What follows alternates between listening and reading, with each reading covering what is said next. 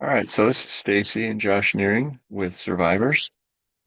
We accomplished the Survivors Black Pearl Project from June 3rd, 2024 to June 14th, 2025 in a matter of 1 year and 11 days. We don't know the exact mileage at this point, but it's somewhere probably around 16,000 miles we did. Biked for 8,000.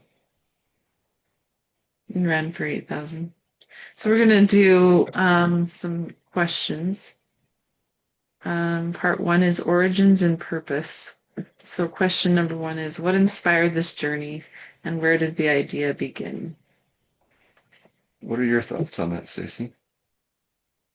Well, you came to me first and you said, I have this idea that I feel like we should go to all the 48 states, 48 capitals, over 48, and it'll take a year and I'm gonna run the whole thing.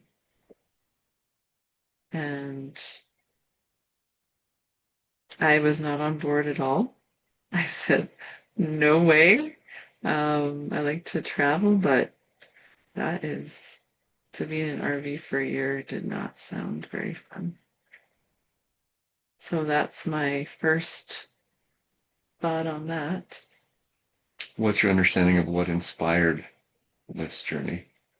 Oh, God inspired the journey, but I was not ready for it. It took about a year of me wrestling with it. So I guess the idea is for you, really, because you're the one that received that. If you were to answer for me, what would you say? Just answer it. Well, I will, but what would you say that, how would I That God answer? inspired you. Answer it. Well, I think what inspired this journey for me is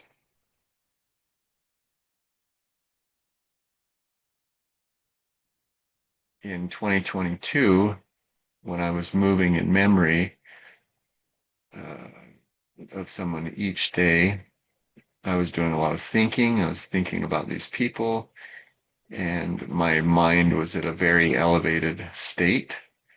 And that year was transformative for me. And I believe if I can remember, I have to go back and refer to journals and see if I put it down somewhere. But my recollection is that it just came on my mind shortly after we sold our house. We had sold our house, and there was this, why are we selling this house? Why are we selling this house? And we kept feeling that we don't have the information that we need to know the answer to that question or to know the next step. Yeah, I was hoping it was so we could buy a new house or build a house or something. Yeah. And I just kept feeling that once that piece of information came, it would be like the last piece of a puzzle and it would just fit into place.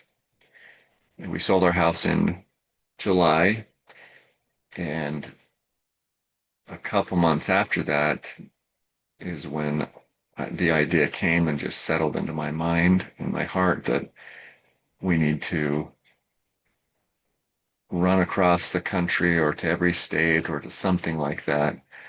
And then as I wrestled with that and questioned it and thought about it, to me, that became that next piece of the puzzle.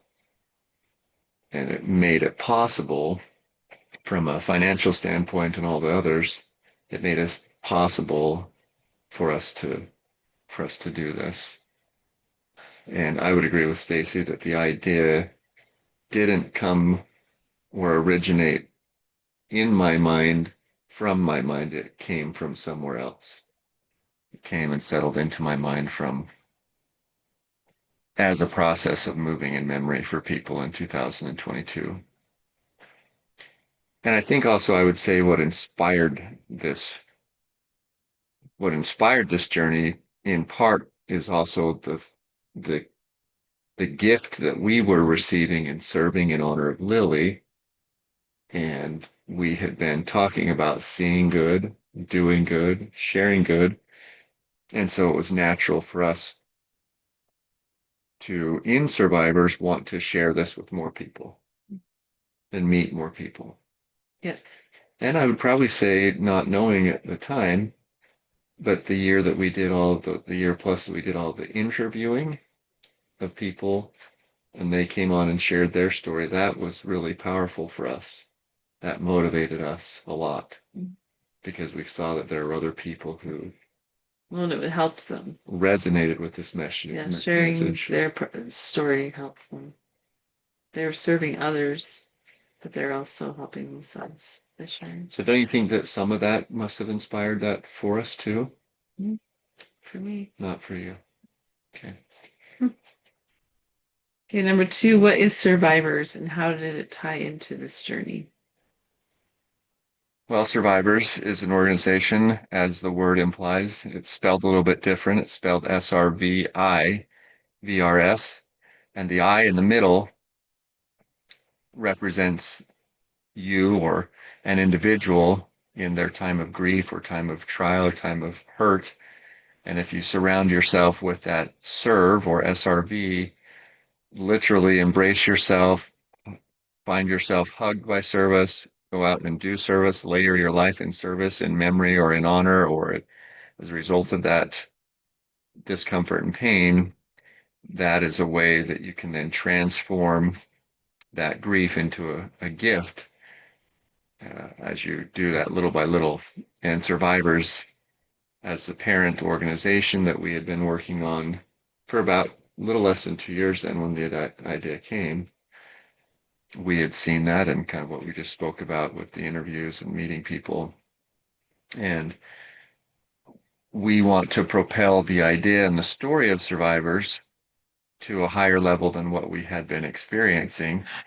And I think that that was also a contributing factor for it is our desire to reach more people, to find more people, to be in every state in the country to try and grow Survivors, to start Survivors chapters. And so Survivors as an organization was the vehicle and the cause and the purpose for doing this, right? Yeah. I mean, that was at the very heart of all of It was it. an awareness campaign for survivors. And we titled that project the Survivors Black Pearl Project as that awareness campaign. Number 3, what message or mission were you hoping to share with the world? So the message was transforming your grief into a gift. And you do that through service. So when we lost Lily, she wrote an essay her 6th grade year before she passed in the summer following. And we didn't know she was writing it until she came to us and said that she won first place. And so it was truly her and her heart. It was all about doing good, little acts of service, how they can change the world, and how we have so much power to be a force for good. And so that was like her last letter to us saying, this is how I want you to continue my legacy. So we started the Live Like Lily Foundation, and we found ways to serve the youth and help them serve and be empowered through service. And we found that so, so healing and empowering through our grief. And so we wanted to share that gift with the world. We want to help them see the light, I guess, because you really can get so stuck when you lose someone you love so much. And I was stuck for a while, and there's a place for that, but to move forward, it's a wonderful way to just keep their legacy living. And that's what we've done with Lily. And so we were just trying to help others find that joy and that gift. And we truly were able to, and it was amazing. Yeah, the message of Survivors is literally that when death happens, your life shouldn't die and your life shouldn't end. So surrounding yourself in service is a way to find life again and to find it abundantly, to find it richer and deeper and more meaningful than it was before, if possible. And our mission was to certainly meet and find individuals that we felt like we would and should meet. We also wanted to establish survivors chapters or start that process of starting survivors chapters across the country.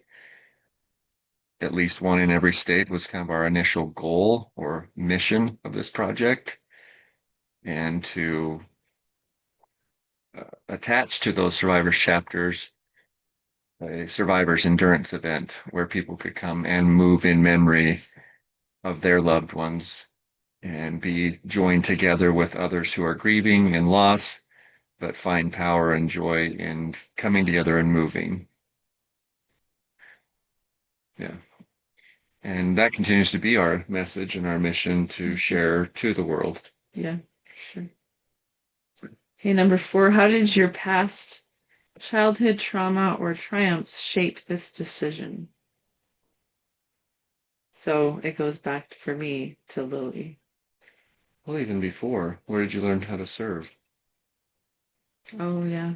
Well, I grew up in a house of service. My parents were always serving, involving us as kids. And those moments were things I just would never forget. I still haven't forgotten. And they still bring a tear to my eye thinking about the feeling I had. So, um, yeah, I Because you just, saw people hurting mhm, or without stuff. yeah. And we're able to serve them, and just to see the absolute joy on their faces was amazing. And so I've just always been serving since I was a child. And then as a young mom, I started a Mommy's Making a Difference, and we were serving with our kids and our young children. And then coming, and then when Lily passed, it was, I guess, almost natural for me to find a way to serve. And I would, just in listening to you, I would also, from my perspective, say that you've been serving ever since we've been married 23 years. We've been married now. You have had a number of what I would call service hobbies or craft hobbies where you would get into something. Maybe it was needlepoint stitching or whatever you called it. And you made those and gave those as gifts Yeah, to that's true. people. You had a time where you were making fancy aprons, which were, I mean, high quality. They were top of the line, really thought out. You put a lot of heart and soul I into sold those. those. Yeah, but you also gave them away as, yeah, you Yeah. did, as presents for Christmas to mothers and sisters and sister-in-laws. Yeah, as gifts. That was a way of you serving. So you are a natural, and I think maybe we all are, but many of those things that you have done are at the very heart a service oriented. Yeah, and When then making birthday cakes. Yeah, When so I sweet. learned how to make 3-layer birthday cakes, I love to make cakes. And so I was like, well, I'll just make my friends So birthday just so cakes. just And tell so me a little bit of the journey from the cake making. When did oh, that happen? so when we moved to Rapid City, um, Lily and Izzy both have summer birthdays, and we didn't know anyone. So I just said, find a cake online and we'll make it from scratch, and just a fun way to be together and do something and make something delicious. And so we did, and it was awesome, and they were really good. And then I found Cake by Courtney, and she just has all these different kinds of cakes. And I wanted to get better at making cakes, and I'd love to do it. And so I was like, well, I'm just going to make my friend's birthday cake. So whenever there was a birthday, I made a cake for them. That was my gift. And something happened to you though after Lily passed away with cakes. What happened? Where did the level of cake making go from before Lily passed What to was your now? observation? my observation is that your level of interest in cake making was elevated. You went to cake making as Well, it was therapy, hard though too, because Willie loved to bake, and so it was hard for me to do it. but why did you get into it so much? Because your level of interest into it got increased after Lily passed away, not decreased.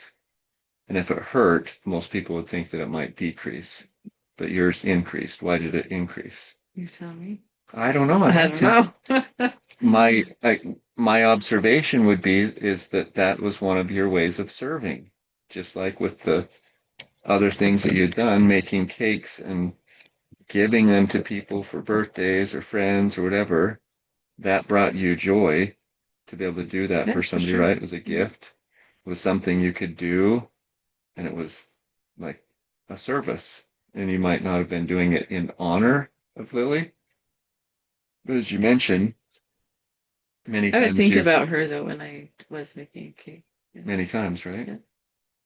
How about you? So I'm just this is a discovery for me right now too.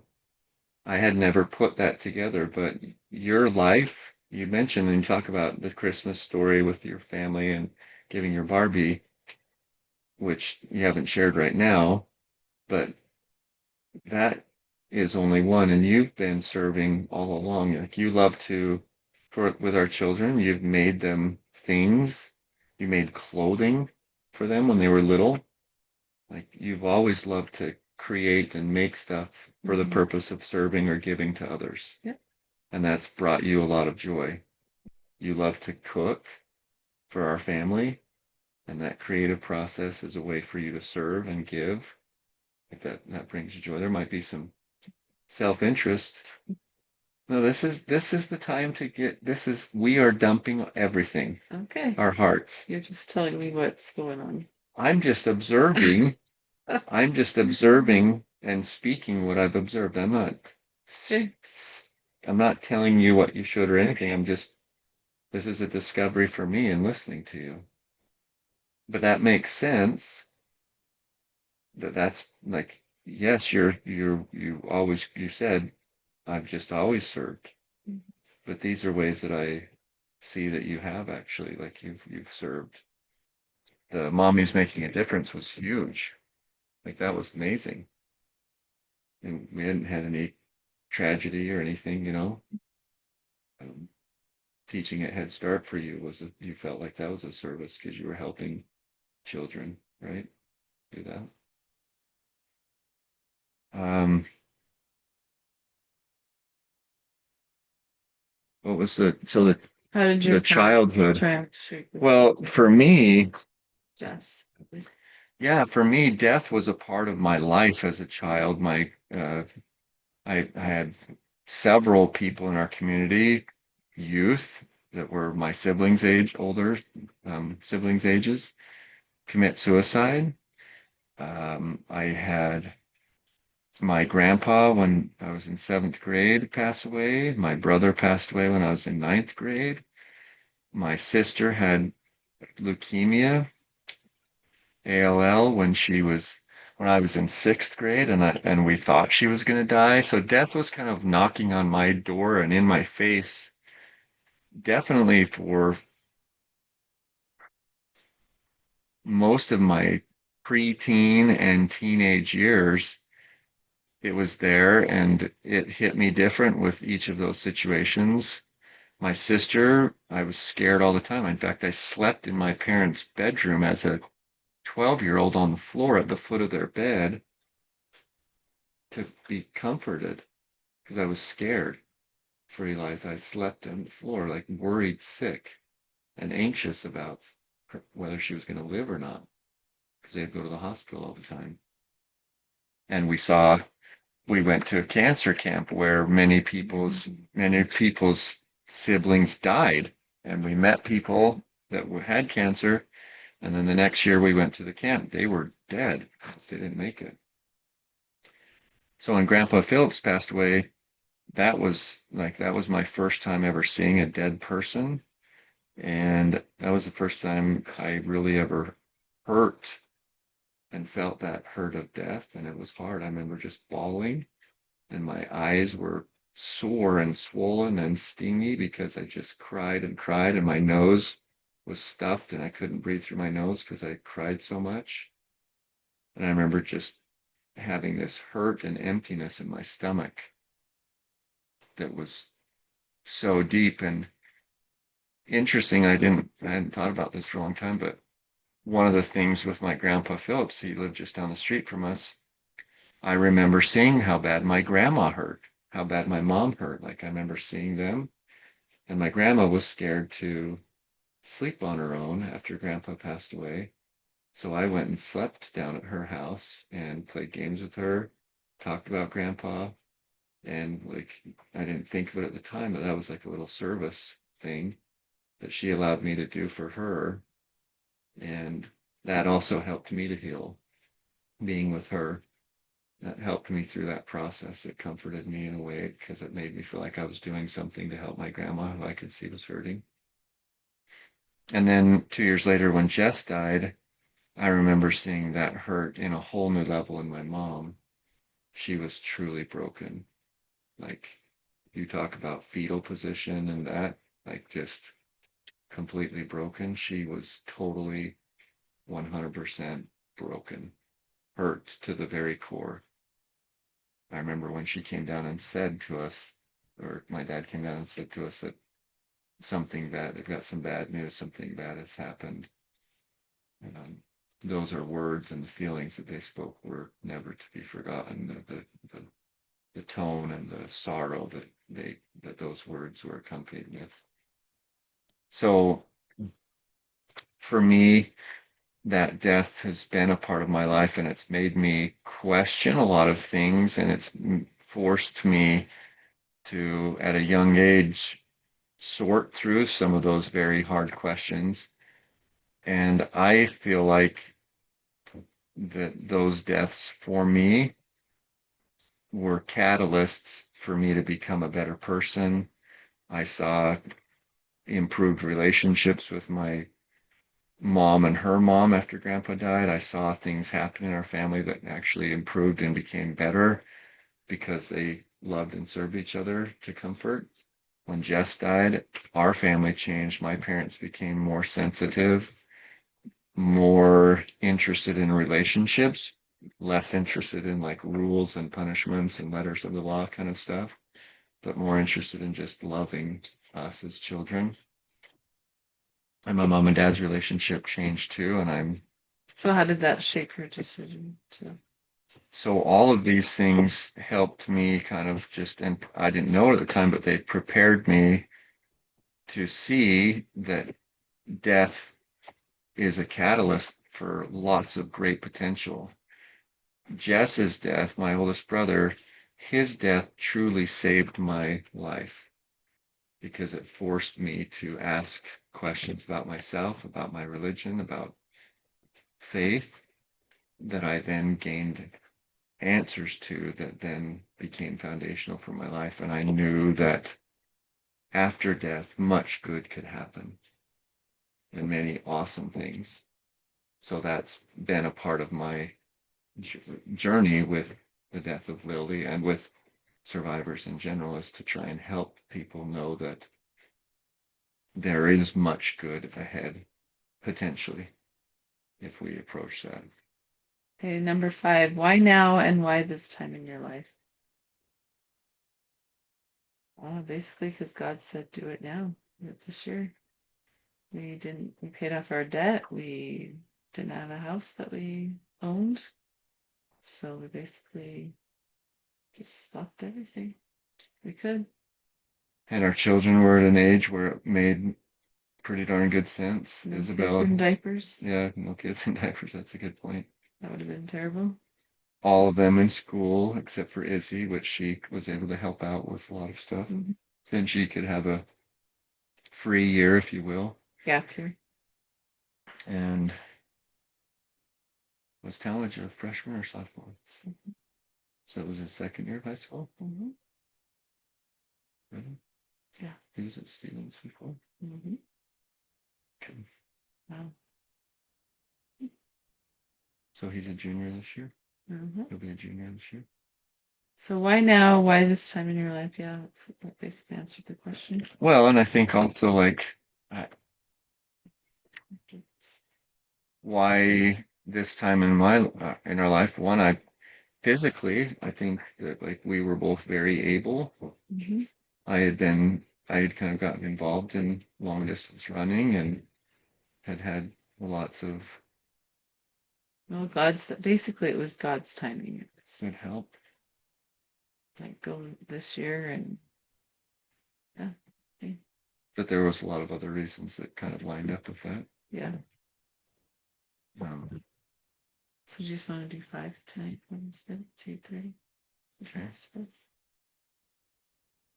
Any other thoughts on what's this origin Origins and and purpose? purpose. Anything else for you on that? Like, Well, I think just after wrestling for a long time and then opening my heart, God made it very clear to me that it was the right thing to do. He said, trust me, and it was hard, but I did it. well, we definitely should add this in there. Like, as we wrestled with it You when wrestled with it? what? No, you've always been Yes. bored. Well, I've been willing, but it's, geez, uh, I I, didn't think you wrestled with it. sweetheart, I asked about biking. I like the route. I like Oh, I meant all like of, actually doing it. Like actually, because I was not willing at first to actually do it, but you were totally on board. well, it came When you go over there, and look. the, I guess I would say the reason that I maybe had an excitement or a willingness to acceptance is because when it did come on my heart, it kind of like it came maybe in a few different thoughts, but when it like came and really was solidified, it was kind of like a little vision in my mind, you remember? I it was like I it was like I could see our family offering this year was like us coming to an altar, and each of us were bringing sacrifices to an altar. We would bring, and that we would give something special, and that when we left that altar, we left satisfied, we left deeply enriched, we left full, we left with more than we brought to the table, like abundantly more. We left with like fullness, like couldn't almost carry it away kind of a thing after that. And so, and the feeling was that this is going to be foundational for our future, like a launch or a springboard or a foundation for which something else could be built on. This was like a beginning, but bringing something to an altar and kind of giving all to make it happen. And we had to sell our house to make it happen. We left all of our comforts. We bought a motorhome. We left a job with That's income. everything. Our whole lives. We've had to spend much of our what we would consider retirement or savings to make this possible, right? Right. Good.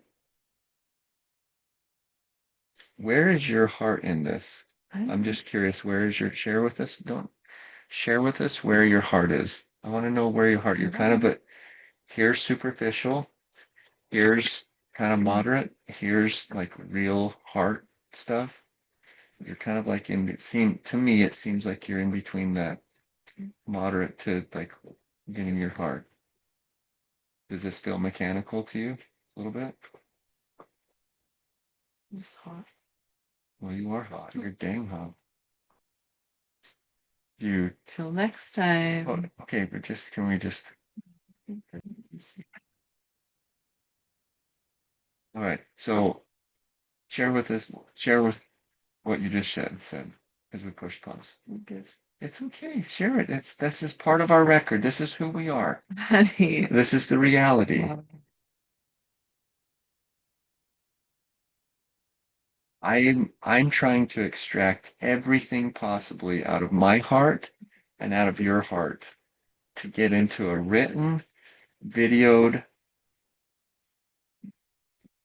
data stored library. I don't know what it'll all be for. Maybe it'll be for our future posterity who thinks we're crazy and who you can validate that your husband was crazy. Mm-hmm.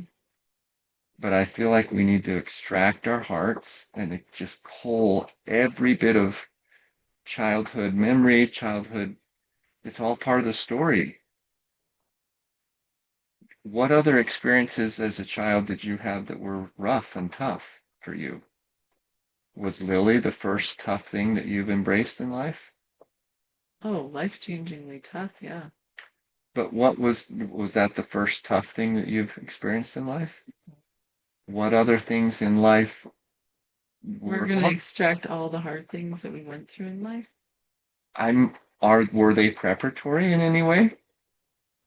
How about when you fell and broke your ankle in Nebraska? Was that preparatory in any way for this? Yeah, for sure. Well, for losing Lily, it was. Tell us about it.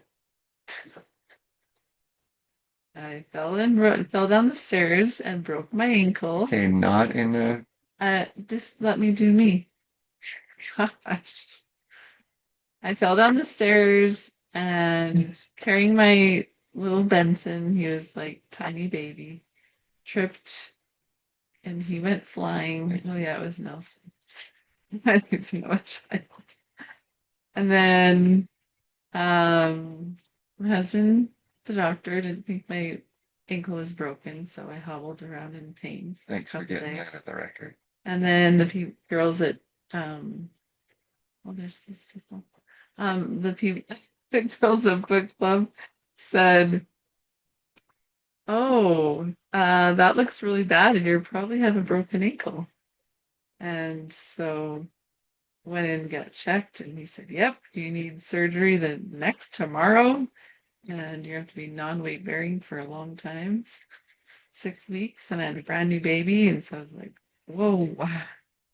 But I had And Stacy loves to exercise like nobody's business. She's the queen of consistency, daily exercise.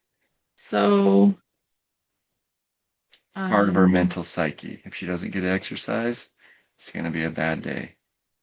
so but I had a lot of people help me, and to not exercise for that long was I was like, oh, how am I going to do this? And how am I going to move around with a brand new baby?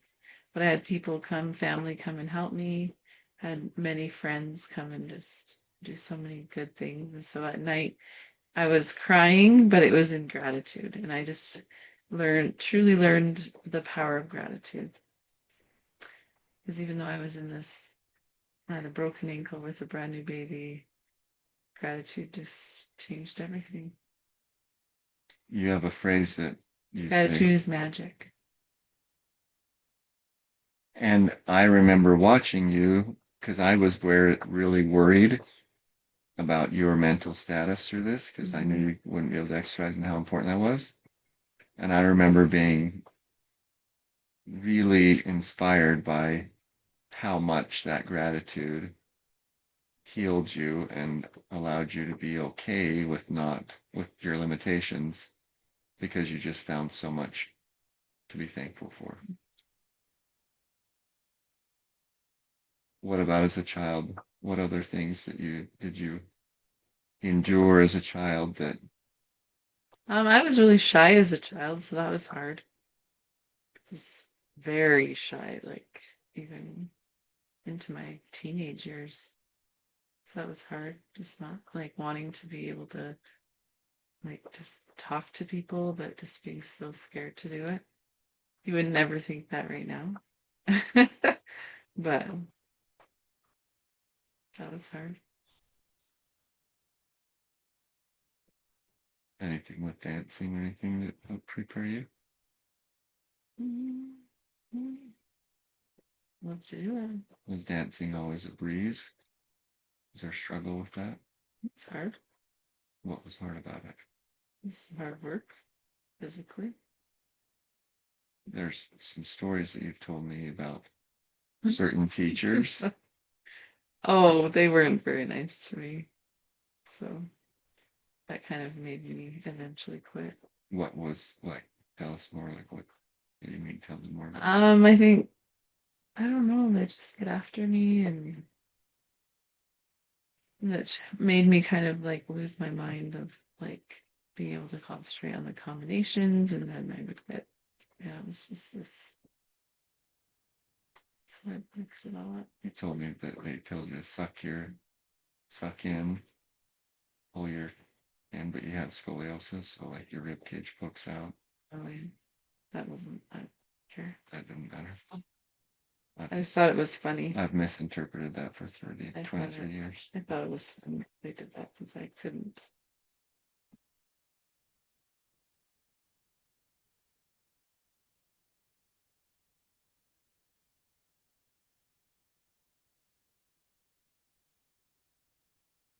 Well, I think the shyness part of it probably um, was something you've certainly changed through our marriage, but with Lily's passing, one of the things that you had to do was to share. You felt to share, right? And Share yeah, share and speak and be in after front. Lily's Yeah, passed. yeah.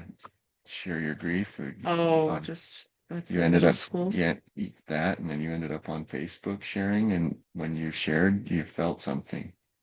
Like after Layla passed. Yeah, Yeah. Felt healing. sharing your story. Yeah. 2 years later. 3 years after Lily passed away, sharing your story on Facebook was healing for you. Mhm. So again, I think that some of those are preparatory things for this. I also will say to the running side of things, the actual running side, I've hated to run my whole life. And I've had several experiences throughout my life where uh, running was involved and it was just misery and torture. And so the idea of running across the country to me is really kind of demonstrates to me how miraculous your potential can be, even at something that you were repulsed by previously, if you have a very like Purpose. strong purpose, cause, decisiveness. Because I honestly, to bike across the country would have been lots easier, and I would have probably preferred that if I would have, but I just felt like that it should be a run for some reason. So that's kind of what I set up. But so in hindsight, all of that kind of to me was some preparation. Maybe because I didn't run as a kid, I was preserved health wise because I never had any running injuries and and so I've been largely totally injury free, which has preserved my body in a way, to be able to do that. Okay. Good.